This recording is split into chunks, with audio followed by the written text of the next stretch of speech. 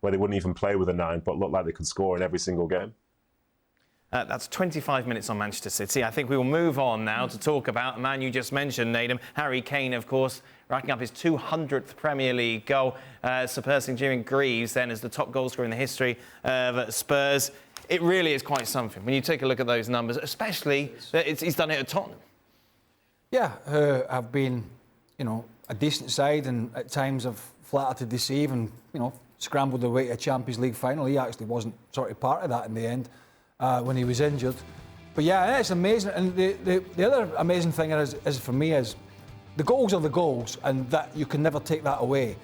But during this period when he's been scoring goals, he's arguably been their best playmaker. He's been their number 9 and their number 10.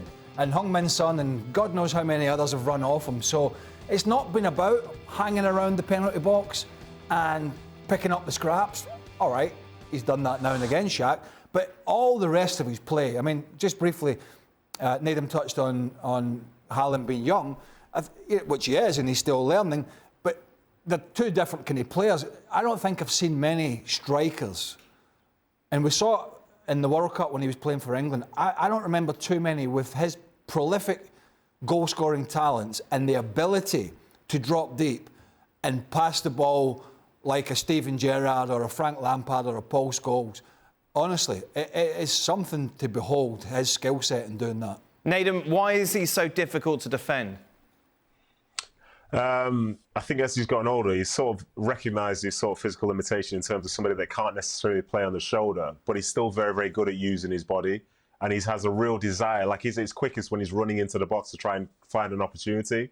I think his finishing is, for me, as good as anywhere in the world. The right foot finishes, the left foot finishes. His desire to his understanding of sensing where to go to receive the balls, understanding of his relationship with Son, with Kulusevski right now. And he's a fantastic player. His football intelligence is spectacular. And you can see every single year it gets better and better and better. And I think, Craig's talking about the through balls and stuff that he plays. Interestingly, he's so good at that. But I think that came around the time when Jose Mourinho was in charge at Spurs, because before that, in my mind, I just saw him as just being a pure goal scorer. But as that time has now changed, you can see he's a complete footballer now. He has the goals, he has the assists, he understands how to win free kicks and so on. And I think ultimately this is why he's going to go down as probably Spurs' most iconic player. Frank Leboeuf. Yeah, he's a fantastic player, no doubt about that, and he can be a fantastic 9, like can be a fantastic 10.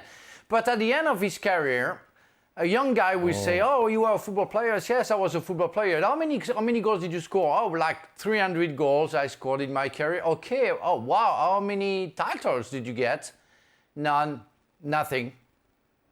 And that's the thing, which really bothers me the most, is because how come a player like him cannot be in a club, and I'm sorry for Spurs, where you can get titles? Because at the end of the day, what stays is why you score all those goals for nothing, because you got nothing.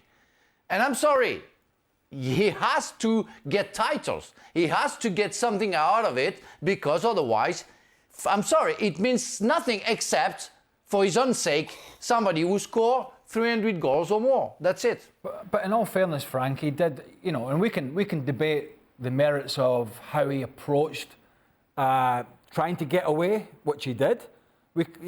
18 months ago or whatever it is, and Daniel Levy stood firm with wanting a big fee. Nobody was prepared to go there. Now, we can sort of debate how his agent approached it and how he approached it. Was that strong enough? But I think he did he wanted to get away, Frank, a wee while ago. He just, for whatever reason, it never materialised. Craig, if you're really going to go, sorry, Dan, if you really want to go, you're going to go. If Harry Kane would have said, "I'm sorry, Mr. Lewis, I'm not going to stay. If you want me to stay, I'm going to give up my career because I don't want to stay," he would have gone. He would have gone because Tottenham would have get the money, and they knew that if you get only 50% of Harry Kane, it's useless. It happened to so many players. It also happened to myself when I was at Strasbourg. They don't want me to leave. another level. And I say, no, I'm leaving. I'm going to Chelsea. He said, no, you're not going to Chelsea. I tell you, I'm going to Chelsea. Otherwise, I'm going to give up my career. I don't want to play anymore for Strasbourg. I want to play for Chelsea for so many reasons. If you don't push, and we saw that so many times, where the club has no possibilities to change your mind and to do otherwise. So I'm sorry. If he really wanted to leave Tottenham, he would have left. I've said this before, and that will always be the criticism around Harry Kane, particularly if he stays at Spurs and continues to break records and they don't win titles. But again, the player at the top of that list, Alan Shearer, never won anything. Turned down and moved to Manchester United, where he could have won multiple trophies to rejoin his boyhood club. And just seeing firsthand what that meant to Alan Shearer to be back in Newcastle, representing Newcastle, even though he was guaranteed titles at Manchester United.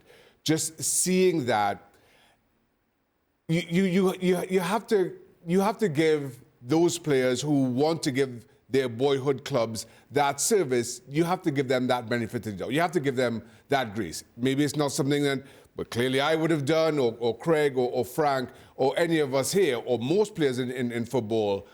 But for some of these players, representing that home team club means more than we can perceive. And you have to give them that grace. I hope that Spurs, or at the very least Harry Kane, gets some kind of a title at some point to boast, because his talent is just deserving of as much.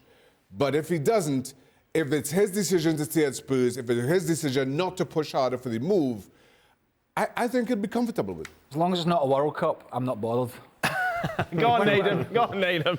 I was going to say, did Shearer not win a league with Blackburn, or am I making that up? Was that not Yes, it's an old joke, Needham, because a few weeks ago I may have suggested that he won nothing. But thank you for watching.